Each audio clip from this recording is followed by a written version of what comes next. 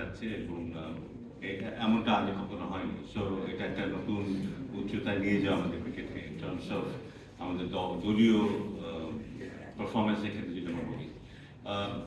রংপুর রাইডার্সকে অভিনন্দন যে তারা তারা এই মুহূর্তের যতগুলি দল ছিল তাদের মধ্যে সেরা দল হিসেবেই এখানে যাচ্ছে এবং একটা একটা একটা একটা পরীক্ষিত খেলোয়াড়দের নিয়ে সংগঠিত একটা দল নিয়ে তারা যাচ্ছে এবং আমরা আশা করবো যে ওরা ওখানে ভালো করবে।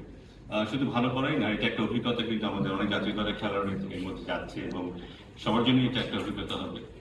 রংপুর রাইডার্স শুধু যে রংপুর রাইডার্সকে রিপ্রেজেন্ট করছে তা নয়, কিন্তু তারা বাংলাদেশ ক্রিকেট বোর্ডকে আমরা তার সাথে বড় যদি বলি বাংলাদেশকে রিপ্রেজেন্ট করছে এই টুর্নামেন্টে।